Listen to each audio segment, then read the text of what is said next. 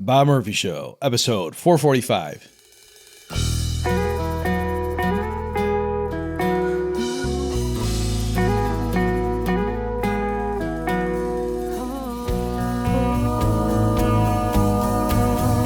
There's a tidal wave coming. What you gonna do?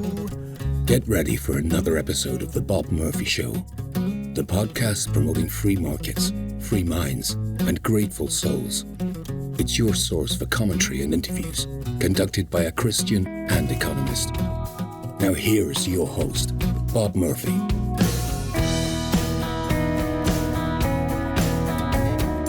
Hey everybody, welcome back to The Bob Murphy Show. Today I'm speaking with Jake Boldig, and he is someone who's been working behind the scenes. Specifically, he was responsible for lining up two of the guests on previous episodes, namely Jonathan Menn back in episode 392. Some of you may remember that he was the retired attorney who has written a bunch of books on Christian apologetics, and so he made the case for the why we can trust the Bible. And then Bob Murphy Show episode 411 with Prote Shigoza, who was a survivor of the Rwandan genocide and is a Christian pastor over there now. And he told his powerful tale about he narrowly escaped death and then, learned the power of forgiveness. So both of them are associated with ECLEA, which is equipping church leaders in East Africa. Jonathan's the leader of that organization. And Jake is part of that. And so that's how it, I know Jake from Austro-libertarian circles. I don't remember exactly how we originally got to know each other. And then he also, in his day job role, is a actuarial consultant, and Infinio, he does some projects for us and things like that. So that's how Jake and I know each other. And then, we're talking about stuff, and he's giving me ideas, and he just casually mentioning how he was, got back again. And this time the rebels almost took the city or whatever. And I said, you got a lot of stories yourself. So why don't you come on the show? So that's what's happening here.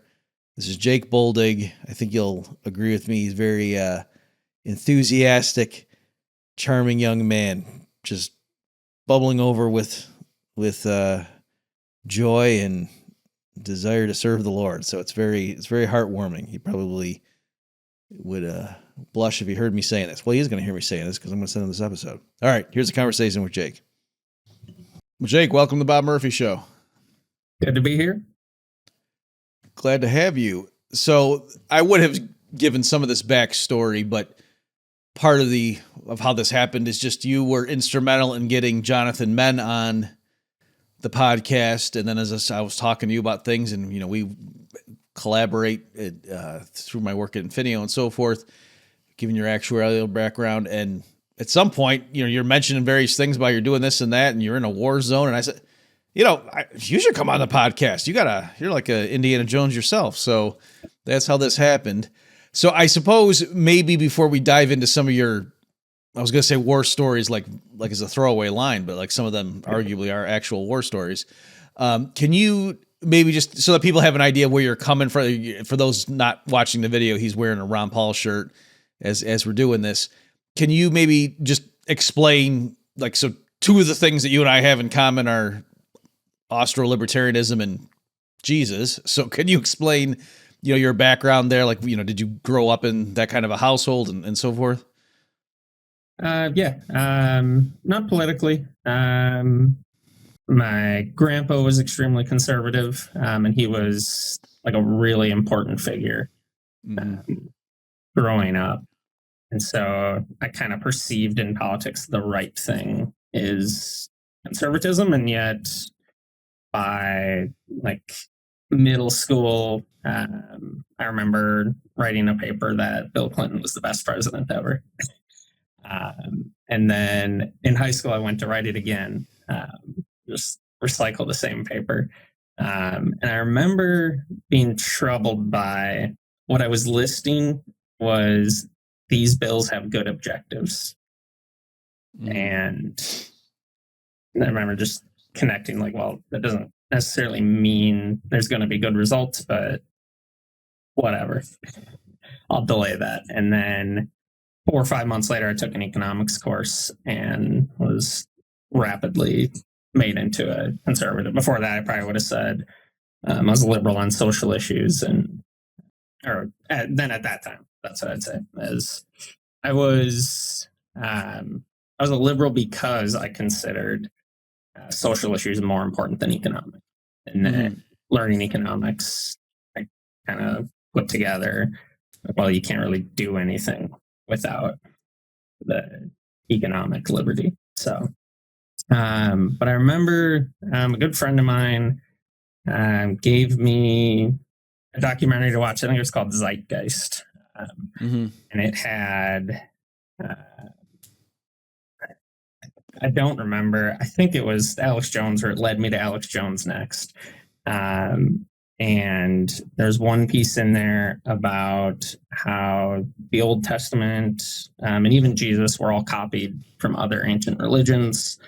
That I think there was some 9/11 conspiracy in there, and I think reasons to own gold. And so pieces of it stuck. But I remember like right away thinking through that people would have just in their gut, and even from hearing about or hearing like distantly from Abraham or from Noah, that there was a flood, that other elements of the Christian God, like that would, I remember immediately thinking that's why all the other religions that were seemingly earlier, according to this video, would look a lot like our God. And so basically listened to Alex Jones for like a couple weeks and was just like filled with rage every time I heard him. And I'm like, this is completely unhealthy. I can never listen to him again. But he had... Do you mean rage at him, or you mean he was getting you worked up and you realized I just got to stop partaking of this pastime? Okay. Yep. I think I mostly agreed with him, but I was just furious and up till 4 a.m. watching his videos. So like immediately. Well, can I stop you just to comment on one thing you said there? I think it was G.K. Chesterton in his book on orthodoxy had a line. I'm not going to do it justice, but he said something like, referring to the claim that, lots of the ancient religions all had and cultures all had this, story about an ancient flood. And so we really should, and he said something like, the idea that everybody remembers a great flood is somehow spun into saying it never happened, therefore. And it was like, no, like that's exactly what you would expect to see if it did happen. So what would be weird, is if, some cultures or like if the Bible were the only place where there was this record of an ancient flood and then nobody else knew about it, that would be weird, right? But the fact that, all the cultures remember great. Anyway, I made the point. Go ahead. Yeah. But yeah, so videos, I think, of Alex Jones led me to Ron Paul. And I remember now that I was about 3 weeks steeped in conspiracy theories, immediately thinking this Ron Paul guy is really weak on conspiracies. Like he doesn't have the backbone to say what he knows is true. That's interesting. Yeah, but his explanation of like, the government gives us so much evidence in what it admits. We can hang them by that. Like, why dig into the weeds, ruin your credibility, etc. Just like, use what they're giving us. And it clicked. Made a lot of sense.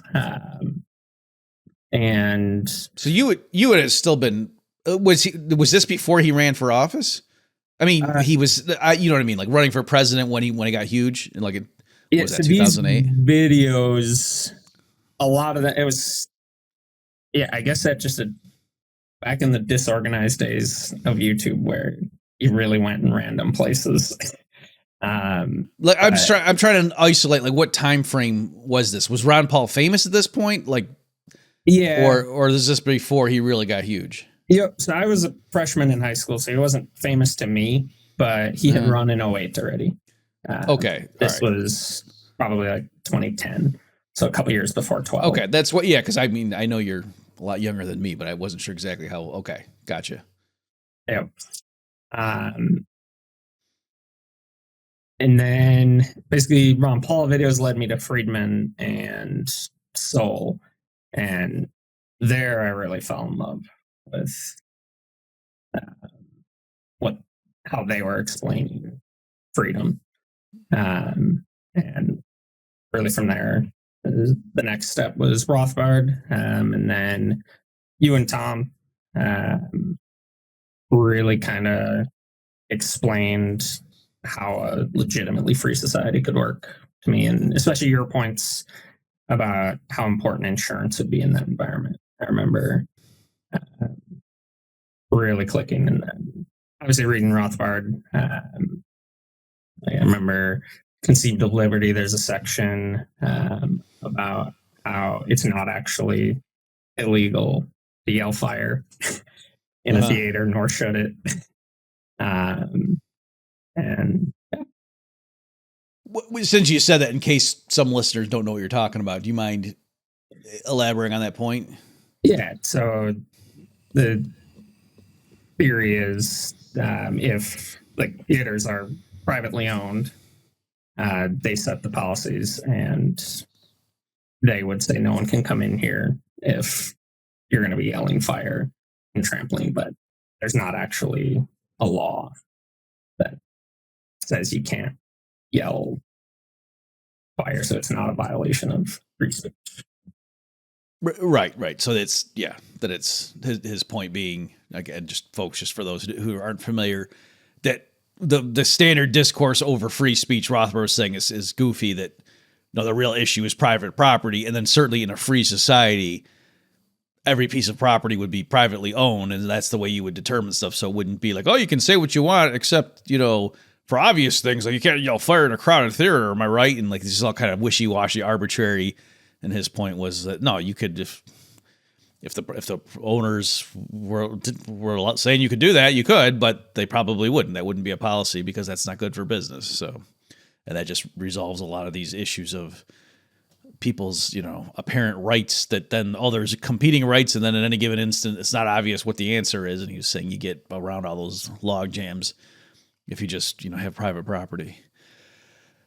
Okay. Well, what about your religious views though? Is that? Yeah. So, we always say in my church that we're praying that a child never knows a day apart from the Lord. And that is, despite wandering, mostly been my experience. I think I was like 4 or 5 when I wanted to be a pastor.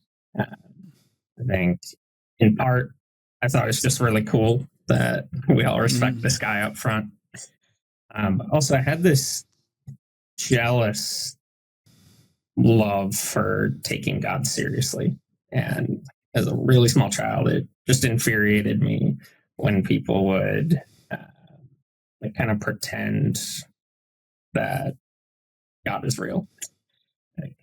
And things, well, you're just supposed to believe. And there was like I could pick up in the tone disingenuine to it. But I was really skeptical.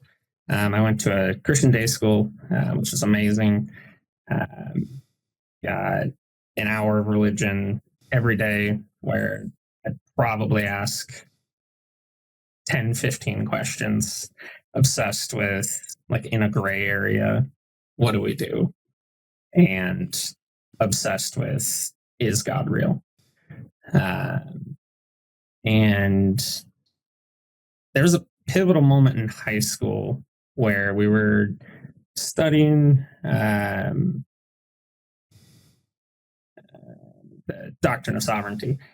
And so the denomination I grew up in had a not quite Calvinist views, nuanced, saying that we all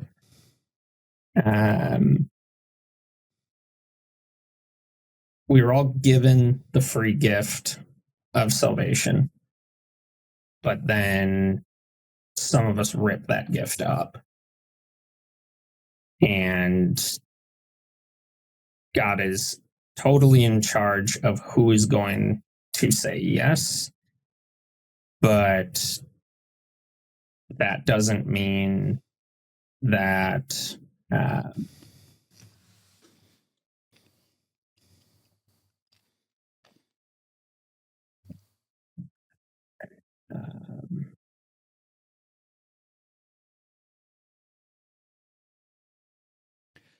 I'm gonna watch how you try to avoid pure Calvinism. Go for it.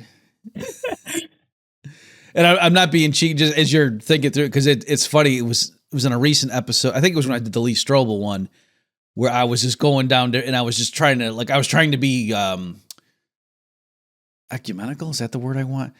Like, I wanted the listener to know that, hey, just because I happen to believe this thing, I don't want you to think all Christians do, even though I think I'm right, and if they disagree with them, and so I was trying to go through that and lay out the different positions, and even as I was trying to steel man somebody who isn't like Calvinist in the way I am, and I couldn't even, like I said, because they would think, and I couldn't even say, like, I don't even know how they could possibly think that. So anyway, and this is coming just for the benefit of I know you know this, Jake, but for the benefit of the listeners, when I was in high school reading our AP history text, and it was talking about the rise, like talk about the church and Protestant Reformation, and then there was like a little thing about Calvinism, and I just thought it was the nuttiest thing I'd ever heard in my life. And anyway, so it's hilarious to me that now I'm just like, I mean, if you believe in the biblical God, I don't see how you get around some of these doctrines. But yeah, but so basically, what was going on was I wanted to know, like, so I had the skepticism of, is God real? But I was becoming more convinced of that. Then the problem became skepticism about, do I have faith? And basically the teacher was explaining sovereignty to me. right. And I remember thinking to myself, it doesn't bother me that this is illogical. I just need to know that the Bible actually says it. If the Bible says it, then I trust it. I know it's true. Mm-hmm. And I remember like a big piece there of knowing, I have faith. Anything God says is true. Right. Okay. Just not to totally derail, because I do want to get to, the stuff we tease the listeners about with your adventures. But can you just spell out what was the apparent paradox? Like even the way the teacher explained it, you thought that doesn't fit, or maybe or contradiction, whatever term you were using, or you said it was irrational. Is that what you? Yeah. Did the teacher say, yeah, I know that this doesn't make sense, but this is what the Bible says here, it says here, and I don't know how to reconcile, or just whatever they said didn't satisfy you? So that actually, growing up, was a common refrain that we would hear is, we just don't know the answer to something, or we just don't know how some things can be true. We just have to accept them as true. Okay, but just to push you, I'm just curious, because I grew up in the reason this is so interesting to me, because I didn't have that background. Like my parents were Catholic. I went through the Catholic sacraments up through confirmation, for those who are familiar. But later I was thinking about it, and I realized, except for the older pastor, I think a lot of the people that were involved with my church in terms of like the younger priests and everything, I don't think they thought the devil was real. I think they thought he was like a metaphor for the, human potential for evil or something. You know what I mean? So I'm saying, in terms of like, it didn't seem they really believed, like, I think they believed Jesus. Did they believe he came back from the dead? I don't know if they did or not, to be honest with you. You know what I mean? The old guy did for sure. But I'm saying that's why I'm just saying when I hear people talk from a young age to have been in a real like hardcore Bible believing church, that's why it's like curious. You know, I'm just interested. Yeah, So my question is when you said some things we have to believe, did they mean stuff like could a guy walk on water, or did they mean like certain passages look like they just prima facie contradict each other, and how can you possibly think the Bible's true when passage A says this and passage, because that's like more difficult than just could a miracle occur that seems to violate the laws of physics as we know them. Like that's actually not a big deal. Yeah, no, more similar to the latter. Like they would mean something like, or they would have meant something like that Jesus' literal physical body and blood were in communion. So consubstantiation, similar to transubstantiation in Catholicism. And like my constant tension would be like, okay, but show me that it actually says that. Okay. But back to your question of like, what was the illogical thing? I think it was, so they were explaining basically tulip and Calvinism, what that is. God is completely in control. And then Arminianism, that we totally choose whether or not to believe in God. And then they were saying neither is true. And the linchpin is really the L in tulip, limited atonement. That so in Calvinism, Jesus didn't die for everyone's sin, right? Or it'd be like a double jeopardy situation of how could he have paid for everyone's sin and then have it not be effective, right, for all people. And so basically growing up in our system, it was he did die for John 3:16, the whole world. But it's not effective for the people that commit the one sin that Jesus says is unforgivable, sin against the Holy Spirit, not believing in Jesus. Okay. And that to me, like, so the only letter of Calvinism we accepted was total depravity. And rejected. For the folks at home, so because the tulip is the 5, as you call it, some people call themselves, I guess I'm a 5-point Calvinist. That's what they mean, that it's summarized with those letters. Yep. So total depravity. There's nothing good in us. Undeserved grace. That is a totally free gift. A limited atonement, that Jesus only died for those that God knew would have faith. And then irresistible grace, that if we are elect, if God chose us from the beginning of time, then we would accept his grace. And then P, perseverance of the saints, that all of those with faith will persevere to the end. Okay. The U is unconditional election. Oh, yeah. Yep. I think it means the same thing you said, but I think you actually said a different U. I forget what you said. Okay. Undeserving. You said undeserving or something. Yeah, undeserving grace. Okay. Okay, so yeah. So anyway, the standard tension between like hardcore and by the way, we should mention most Calvinists that I know, they actually don't use that term. They said they call themselves Reformed. And the reason they're saying it's not, they're like, I believe Jesus, I believe the Bible, and it just, it's not like we follow the commands or the doctrines of this guy Calvin. It's just we think that he made a good case, and then anyway. There's an interesting story there where apparently Luther, I think it was Calvinists had already started to call themselves Calvinists, and Luther was upset about that.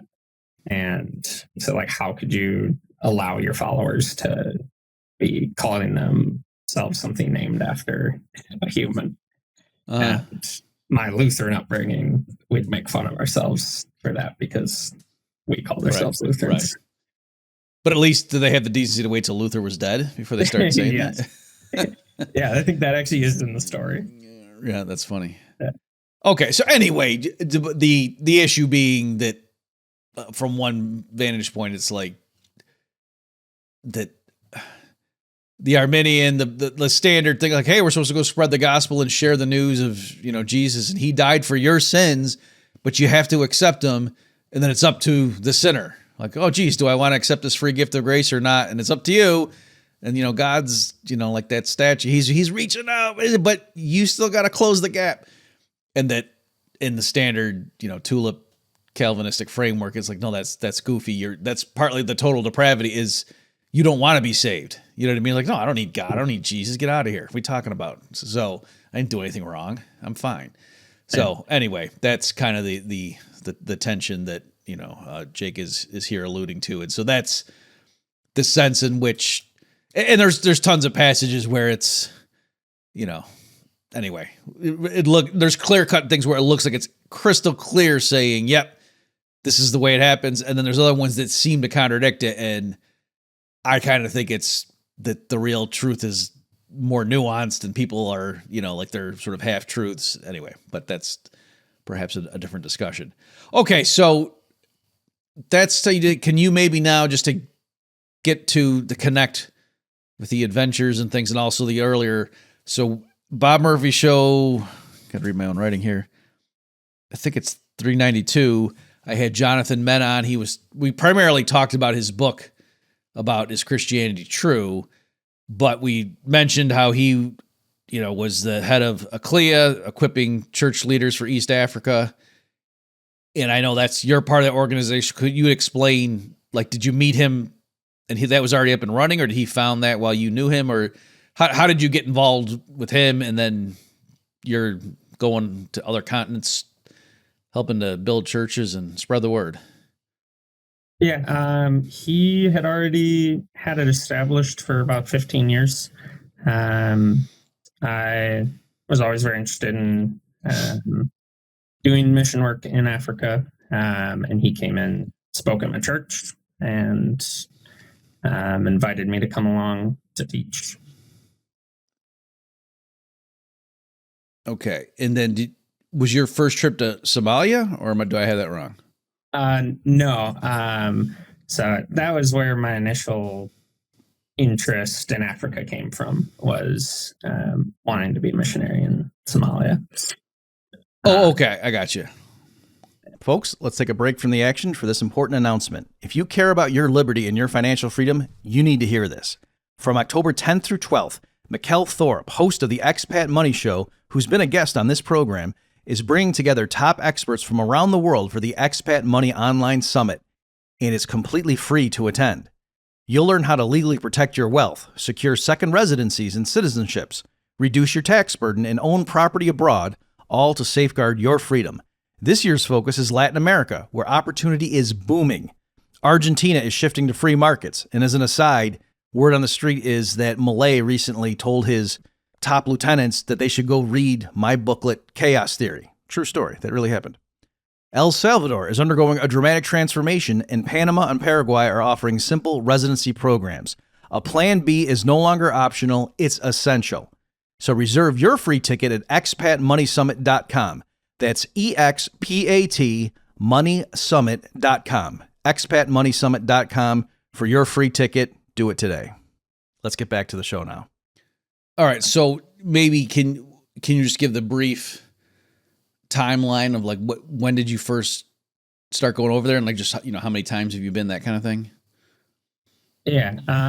So my first trip was to Tanzania on the first flight in after they started letting people back in during COVID. And then I've been over about 4 or 5 times since then. Okay. And how is it? Like, do they tell you we need you to go here, or do they give you a menu and you say, I want to go here? That's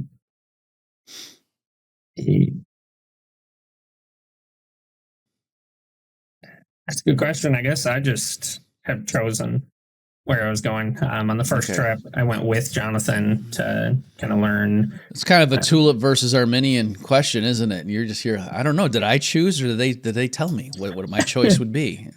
Yeah. Okay. So do you want to like just describe maybe that first trip? Yeah. So the first trip, I should probably back up a little bit and talk about. So I was huge into travel after college, mainly because I knew I wanted to have some kind of life of missions, and I thought it'd be really important to build a skill of being able to quickly adapt into a culture. And so constantly going to the poorest areas I could find and intentionally kind of making things more difficult for myself. And this first trip was That's also why you're attracted to libertarianism. Yeah. This first trip was the only one that I used that same mindset of make things difficult for myself. Ever since then, I realized like Satan hates us being over spreading the gospel. So he makes things difficult enough on his own. You don't need to add to it. But with that in mind, I wanted to teach and then go climb Kilimanjaro in 2 days and then drive 14 hours on a motorcycle across the country and teach again just a few days later. And that was pretty difficult. You end up driving in the middle of the night on streets with no lights and people and buffalo walking in the middle of the street. I remember I had an extra tank of gas, and yet every single time I was totally out of gas.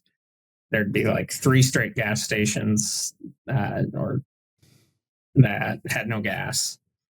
And finally, I'd get it on the last one when I had absolutely no more gas. So I'm essentially just spending the entire day praying that I'll have enough gas to get 14 hours across the country.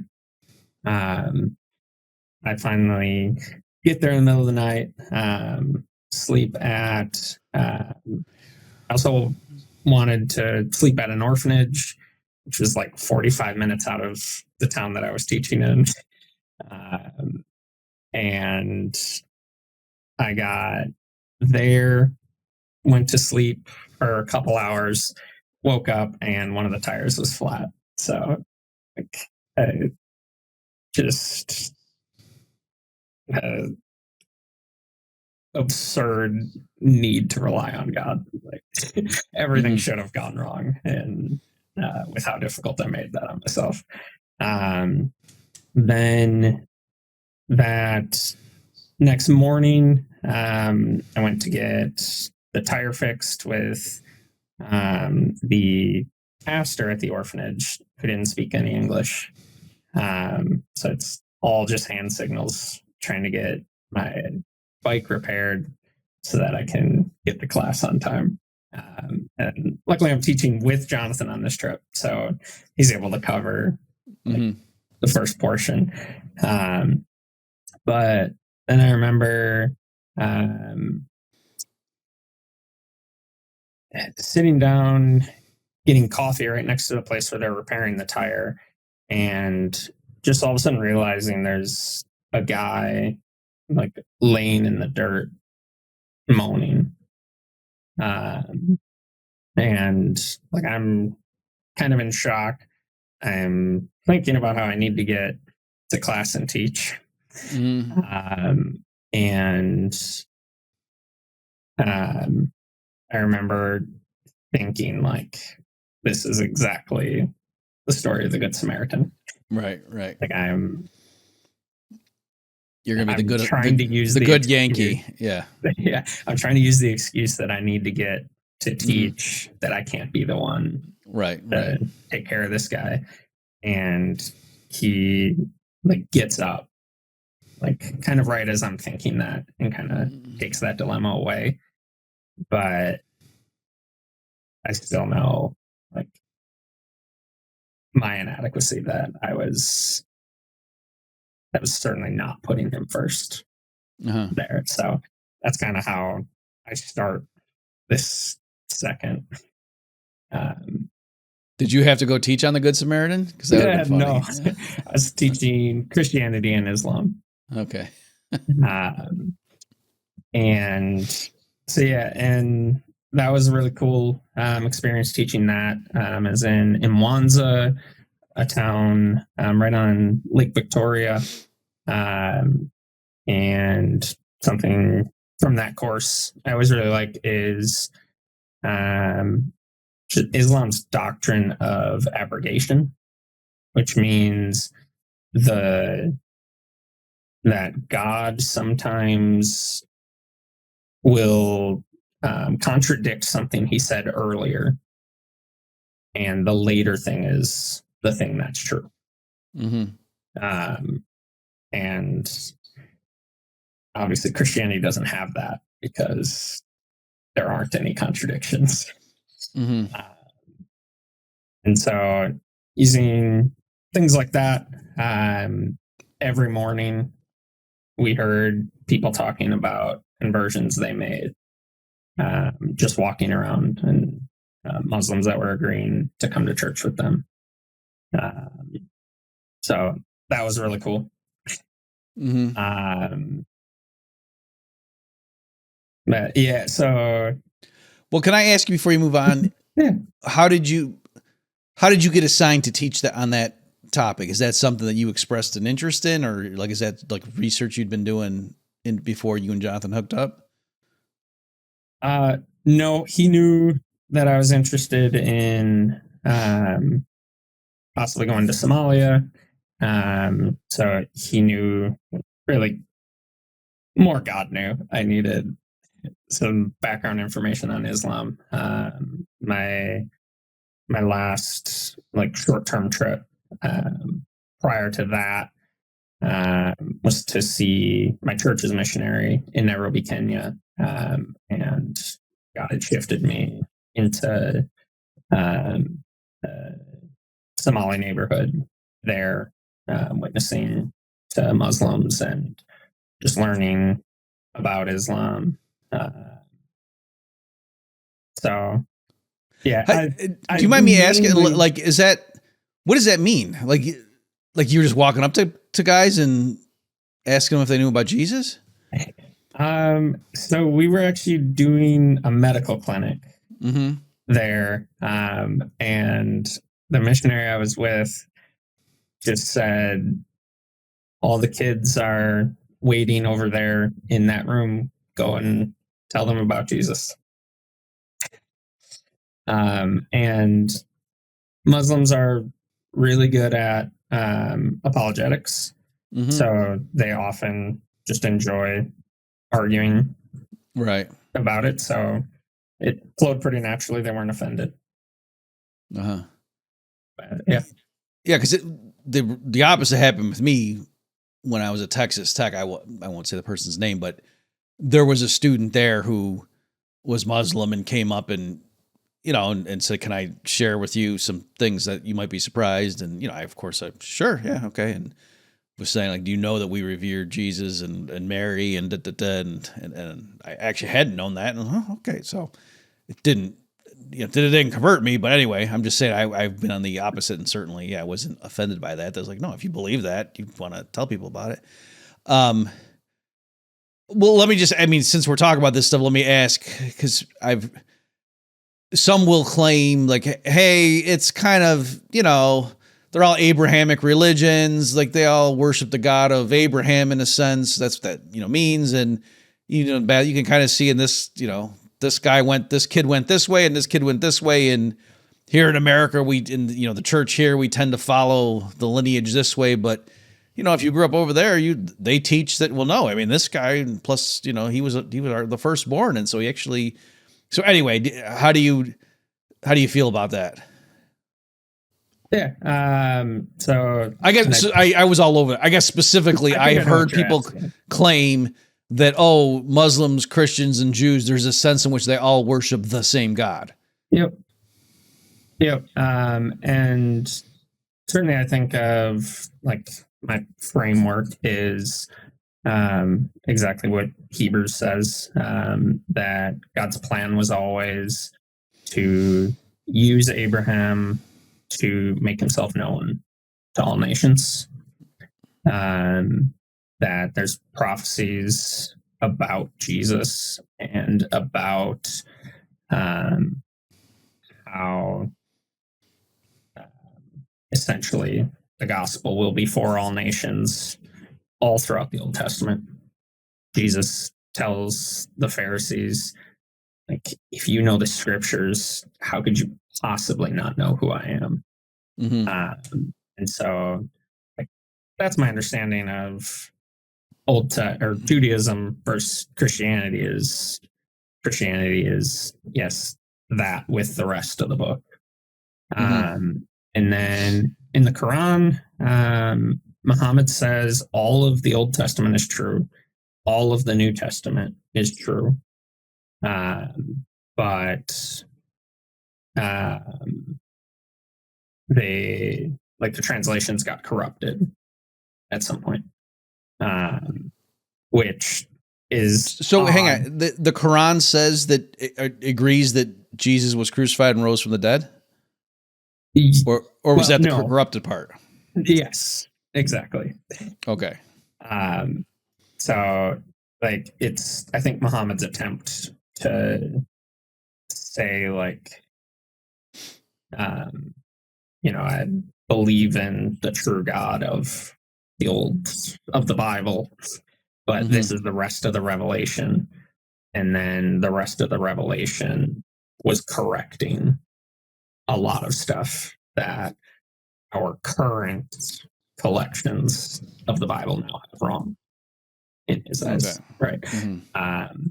But I think a massive thing that stands out to me is Jews and Christians are not really natural allies ever since the resurrection, and yet we agree on every word of the Old Testament, and we have ancient pieces of scripture. So that in your mind, that's reassures you of the authenticity of of the what we're reading. Obviously, they didn't say it in English back then, but you're saying that's why you trust what you think of as the New Testament? More so, I'm saying that points to, I know Islam isn't true. I know that Muhammad was lying. About the corrupted claim. Yes. Yeah. Yeah. Okay. Yeah. We're saying the same thing. Yeah. Okay. Okay. All right. So I sort of interrupted you there as you were telling. So if we go back to, you get your motorcycle fixed and you get to class, and that's where I think I had stopped you and asked you, how did you know, why were you chosen to teach that topic? Yep. And on that, like I said, I think it was a lot of my life, and even ICLEA stuff. It's been even teaching in jail. A lot of it is actually preparation for the next thing. Mm-hmm. I rarely feel like I'm teaching something because I've mastered it. Right. Like anyone else, it's when teaching it is when I really learn it. Yeah, I mean, I don't know if I'm allowed to say. I probably, anyway, in case I'm not, I'm teaching a master's level class on financial economics. I'll make a formal announcement for it. Just for some reason, I feel funny because I technically didn't ask the guy, can I say this publicly? And partly why I said yes is because I want to go learn the material better. You know what I mean? Like, I just know, these topics here, the CAP-M model and stuff, I'm going to know it so much better if I know I have to teach it to a bunch of master's students. So you kind of had a throwaway line there. Did you say you have also taught in jail?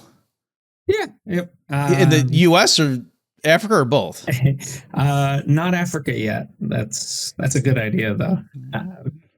Someday. Maybe someday they'll throw you in jail and you can do it. Probably. Yeah. So do you mind just briefly, how did that happen in the U.S.? Yeah. Is it just a standard like ministry through your church or something? No, I found it in the community. I was inspired to through at the end of college. I had a pastor that he was looking to plant a church downtown Milwaukee, Wisconsin. So just had a lot of time to mentor me. And he and his dad were always involved in prison ministry.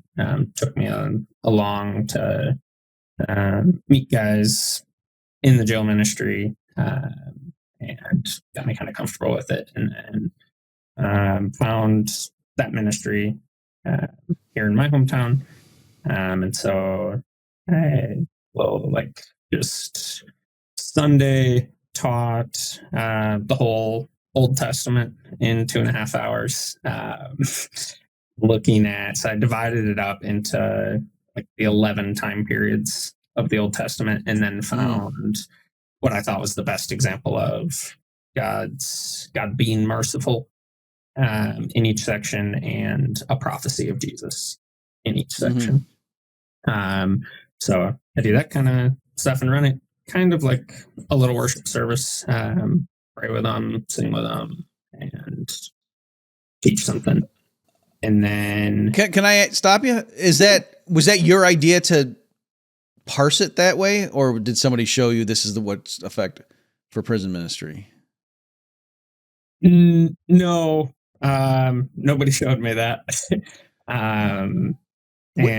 Okay, so can I ask you? Yeah. Was that because you thought, these guys are in here and maybe they feel like what they've done is God can't forgive them, and so you were trying to show? Is that part of the angle? Like, look, he is a merciful God, and then ultimately, though, your answer is Jesus. Was something like that? Actually, no. Okay. Those are true statements, though. No, they are. No, I had a good guess. My aim was kind of more apologetic, really, that people point to there's this angry God of the Old Testament. Oh, okay. I got you. Okay. And then there's this weak, forgiving Jesus that comes along and creates a new religion. So my point in it was to show that God is the same throughout the Bible. It's funny you say that, because that was the notion I had too. And such that when I saw that love your neighbor as yourself was actually in, Jesus was quoting the Old Testament instead of, I thought he was doing this novel distillation of, the basic ethics is laid out and whatever. Here, let me summarize it with this new, no, he's literally quoting. And I was very surprised, because I thought, oh, that's a nice, kind thing to say. That wouldn't be in the Old Testament, where it's your kid mouths off, kill him. So anyway. Yeah. Okay. Well, can I ask you this? The people, so for one thing, it's voluntary, right? Like the people who are there listening to you, the inmates, they choose to be there. It's not like they have to go there. Okay. Yep. Do you have any sense? Is it they're all there because they're hungry for the word, or is some of them, could it have been just sort of they think they might get better treatment from the authorities if they show, oh, I'm trying to find Jesus? Yeah, I do think there's an element of that there, of they might think that they could get a more lenient sentence or something. There's also, I think, a small element of they're bored. They have a lot of time on their hands. Sure, right. And this is at least something to do. But in jail ministry, more than anything else in my life, I'm regularly shamed by God for my disbelief. Like What- I am. What do you? I don't understand. I mean, I don't know the words you just said, but what do you mean specifically? Yeah, so Like you're cynical and you Yes. think, oh, this isn't going to work on these guys, like that kind of. Is that what you mean? Yes. Okay. But I'm faithful to pray, and over, I just see miracles. So I also Like you teach say, one come on, let's arm wrestle, and we'll see who's in charge here. and Is that I what you actually do? win. Yeah. Yeah, that's But so I meet one-on-one with them as well. Do Bible studies, and this one guy met with him for 6 or 7 months, and he was just rock solid bitter. Couldn't read, and you said he was rock solid bitter, like he was angry at the world. Is that what you mean? Yes. Yeah, at his wife, mainly that he said that she had made up false accusations and took his kids away and landed him in jail. And honestly, based on the result of it, months later, it seemed like that really was the case. But anyway, I remember being pretty dejected and still just honestly praying for him. And the next week, huge leap. And the week after that, he's praying to forgive his wife. The week after that, he's actively forgiving his wife. The week after that, he's actively forgiving people that annoy him in jail. The week after that, he just magically can read because he's spending all of his time reading scripture. And that's just over and over again. What I ran into is things where I'm like, this is hopeless, but you can do it, God. Please do it. And it's what that same mentor I was talking about. He always says, like, I want to serve in hard ministries because that's where the miracles happen. I want to get to see them.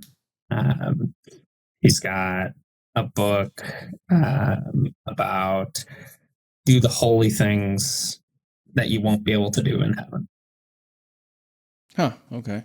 So, like, cry with a widow, or forgive someone. And it's in the jail ministry, I get to see a glimpse of the things that I'll be celebrating with you in heaven. Of I saw God do this. Yeah. Okay. That's great. Just probably have more context and understand the 5 other people that he caused to know who God was. Right. Okay. That's great. Okay. So just cognizant of the time here, I do want to jump. I know you went to the Congo. Was it this year? Yeah. Yep. Late last December. Okay. So do you want to jump in and tell us about that? Because that was a more dangerous episode, right? Yeah. Yep. So one of my best friends is a Congolese refugee in my hometown, and he had taught me some Swahili. I fell in love with his culture. They're just the coolest combination of super formal and yet don't take themselves seriously. Like a minute later, which is kind of a super Midwestern thing to me. So it's really cool to see like a reflection of our culture in African culture. But I just was in love with the people, and so was my wife, and we wanted to go there. And really, our goal was just go there and make some contacts to know the security situation for our next trip. But then we just kept having coordinators from other countries join the team. They all had the same heart to go there. And we decided to teach a few courses while we were there and just kind of figure out the logistics on the fly. And it was really cool. The first day we were teaching, we're like a quarter mile away and just hear these loud drums coming from this tin building. And they're just having an absolute party to welcome us all in. And Clea had never been to the Congo before, but one of the pastors I met on that Tanzania trip, with his own money, was going back to where he was from, Eastern Congo, in Goma, which is the town that we were in. And he'd been teaching on his own for the past 7 or 8 years. And these pastors were so excited because they'd been praying for 5 years to have ICLEA formally come and set up courses so that we could be in there monthly teaching pastors. So it's just a wonderful gift to see how excited they were, to see that stories of people starting businesses because of one of Jonathan's courses on biblical stewardship. And yeah, that was awesome. We were meeting with multiple people each night after teaching, whether government figures to have future resources to know the security situation, seminary leaders to partner with them, going to just massive refugee camps, miles of tents, and being able to speak to a giant room full of refugees. Refugees from because there's is there a war? Is that the right term? Yeah.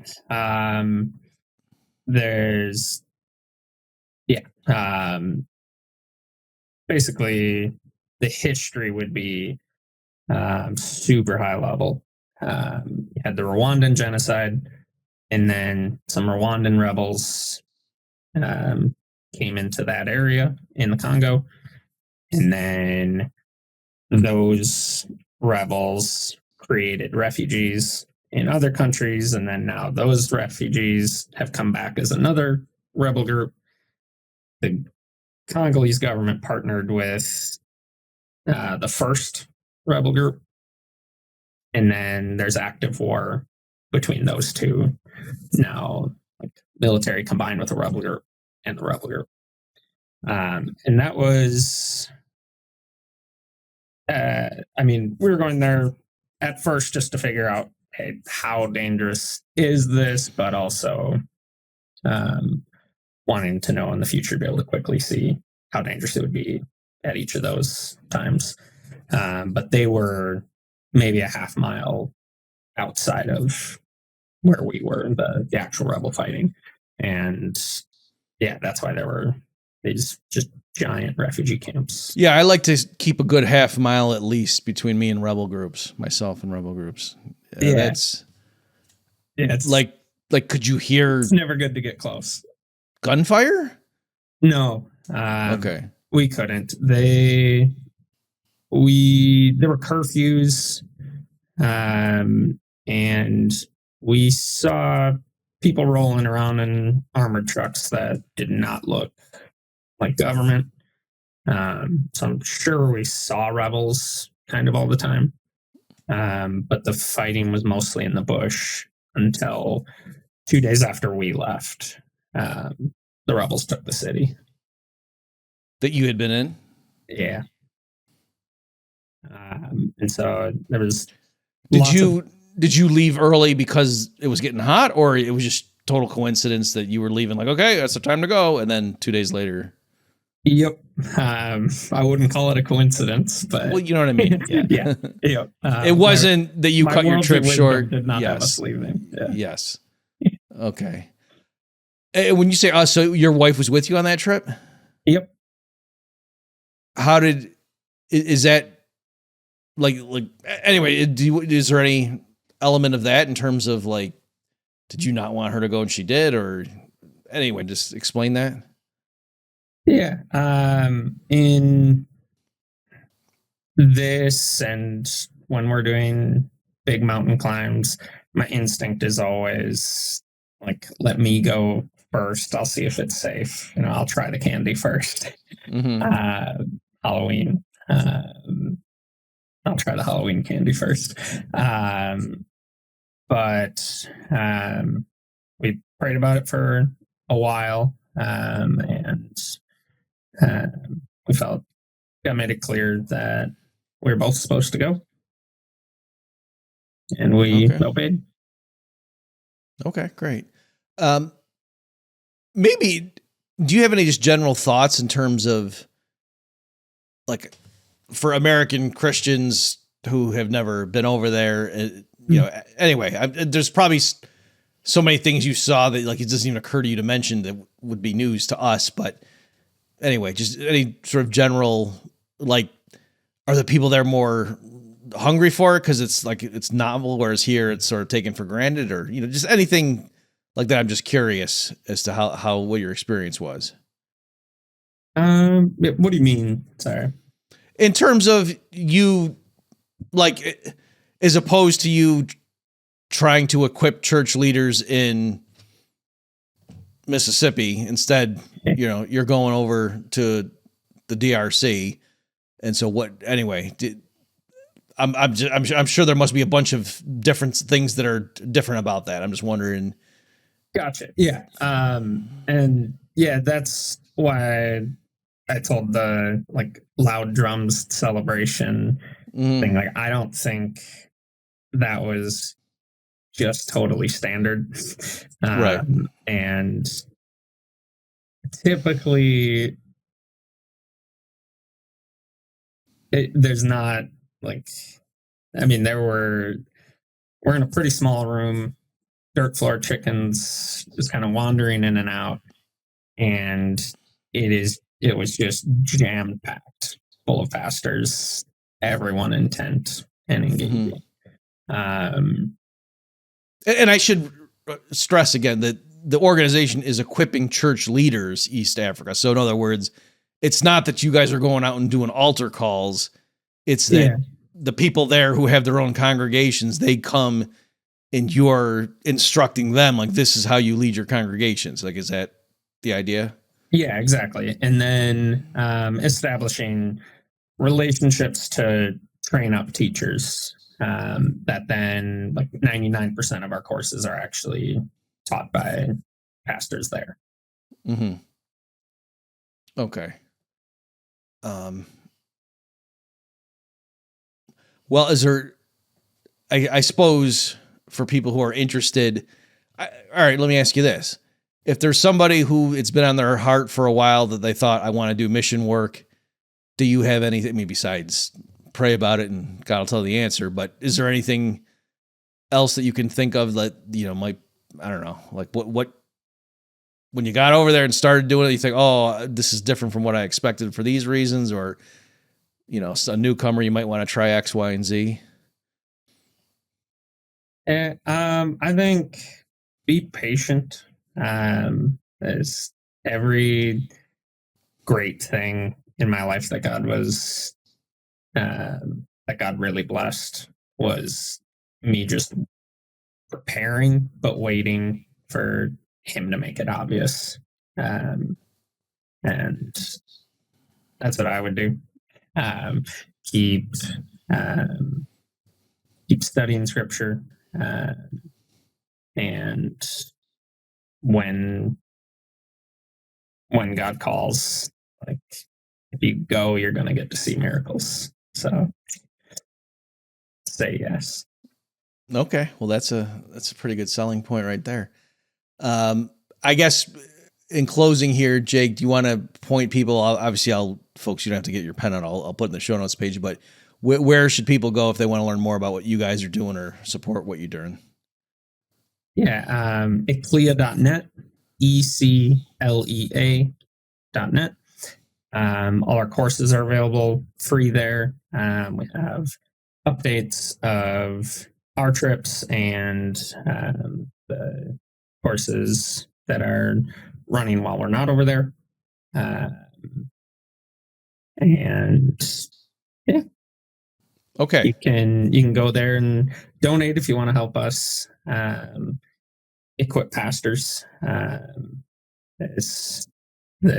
God established the church as an instrument to actually do things in the world. There's hundreds of thousands of pastors there that just want but can't afford a little bit of training, and they'll be far more effective disciplers within their church. So please be a partner with us. Okay, well, that sounds great. Well, Jake, thanks so much for your time tonight and talking with us and everything you've been doing. I'm sure many people appreciate that you're not even aware of. And thank you for all you do. Oh, thanks. And thank you, everybody, for tuning in. We'll see you next time. You've just experienced another episode of The Bob Murphy Show, the podcast promoting free markets, free minds, and grateful souls. For more information and to subscribe to this podcast, visit bobmurphyshow.com.